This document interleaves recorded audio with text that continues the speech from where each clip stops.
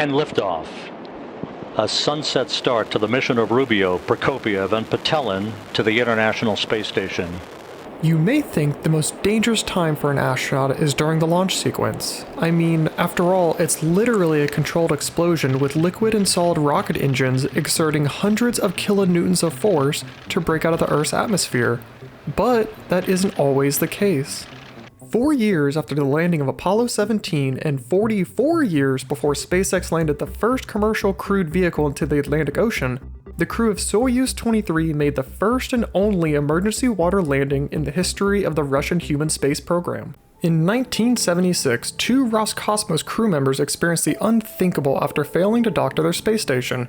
Stuck miles away from the shoreline of a frozen lake during a blizzard, they braved over 12 hours of the torturous Russian winter, quite nearly succumbing to CO2 poisoning within their failing vehicle.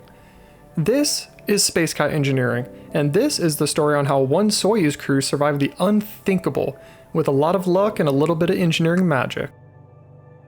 And if you enjoy this type of content, please do consider subscribing, as it really does help. Taking a step back, this story begins on October 14, 1976, with the launch of the Soyuz 23 mission.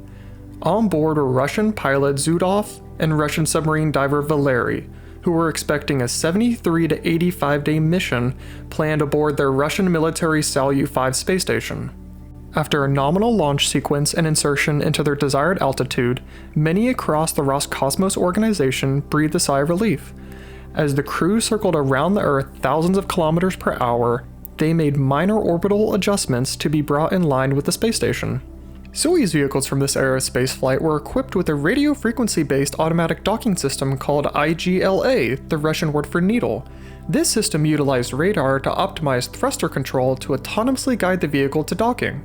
Even though the instruments told the crew that they were approaching nominally, once the Salyut-5 space station came into proper view, both men realized that they were still inexplicably rotating and traveling too fast.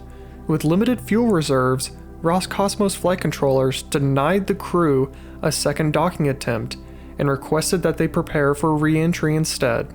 Given that their mission had just started, understandably the crew were beyond frustrated. Little did they know that it was only going to get much worse before it got better.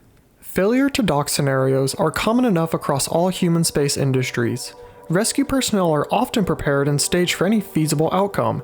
In the event that the docking did not take place, Russian emergency teams were prepared to rescue the crew of Soyuz realistically anywhere along the planet along the 52nd parallel. Rescuers had planes, helicopters, trucks, you name it, ready to rush to any of the possible landing sites. And even more so, given the unpredictability of the return sequence, all cosmonauts are trained for emergency landing situations, including in forests, seas, and even lakes. It's not surprising, after all, that the Russian Soyuz survival kit included guns, machetes, waterproof matches, and even fishing tackle, just in case. The Soyuz 23 crew were performing all of the correct descent procedures. As the vehicle crested over the Horn of Africa, Mission Control Manager started receiving the expected signals that the Soyuz vehicle was beginning its braking propulsive descent into the atmosphere. Unbeknownst to the crew or the mission controllers, the ground weather of the landing site was actually worsening. Surely that won't be a problem, right? When comms are re-established with the descending capsule, mission control managers determined that the capsule would land with an overshoot of over 121 kilometers from the estimated landing point, and instead land near a local lake called Tenzing. As expected, the Soyuz capsule performed its nominal deceleration movements and activated its main parachute system to decrease its speed from 230 meters per second to just over 6 meters per second. Now, as a side topic, it's important to highlight to you how Soyuz vehicles are expected to land. Let's watch a nominal Soyuz landing. Now, if we watch slowly, we can see these rockets firing. So basically, once the parachute slows the vehicle down, milliseconds before contacting the surface, retrofire rockets ignite to soften the landing in a technique called propulsive landing. Does it feel like being in a car accident? Absolutely. Does it prevent you from dying? Also yes. And finally, to be very clear, this system is typically utilized for the expected ground-based landing operations. So tying this back to Soyuz 23, as all Soyuz crews are trained, Zudov and Valery braced for the firing of the retro rockets just at the point of touchdown. Both men were more than a little surprised that their epic journey ended not with a hard thud, but quote, more with a loud splash. Meanwhile, it was clear that the rescuing teams would not make it in time for the landing. The arriving helicopter was experiencing whiteout weather conditions. In the darkness of night, the light from the helicopter's headlights reflecting off the oncoming snow actually created a blinding effect for the pilots. The helicopter was forced to fly in complete darkness, guided only by their navigational sensors. Suddenly, the helicopter navigator reported an alarm, quote, "We are approaching the large Lake Tenzing." And, of course, someone else on board the helicopter joked, quote, "Everything is according to law. There's a sailor on board, so there must be a splashdown." And, as if confirming this, Zudov's voice was heard in the helmets, "Judging by the rolling, we've landed on the water." Zudov and Valery were periodically contacted and everything seemed to be calming down. Unfortunately, nature had a different opinion. In time, the salty water of the lake affected the barometric relay unit within the capsule, which caused the contact relays within it to accidentally activate the reserve parachute system. And so this reserve parachute system is nominally used when the main parachute system fails for any reason during the flight. Now acting as an anchor, the 590 square meter canopy of the reserve parachute was actually pulling the vehicle under the water. The crew would soon realize that this backup life-saving mechanism was actually trying to suffocate them. Because of this new drag, both literally and metaphorically, breathing ventilation holes were now underwater, forcing the regeneration system to partially fail. 2 hours after the release of the reserve parachute, the crew showed their first signs of oxygen starvation and the accumulation of carbon dioxide poisoning. Zudov and Valery, who were periodically contacted, were suddenly breathing heavily, wheezing, and at points broke through the microphones with voices that were unrecognizable. Weather conditions and the state of the vehicle in the lake created a very dangerous and problematic rescue operation. In the blizzard-like conditions, rescue teams waved off any major rescue operations until the morning light. Throughout the night, Valery later explained how he handled those harrowing hours alone. And quote, "Just feel it. When I felt that we would lose consciousness, then I would switch on the regeneration unit.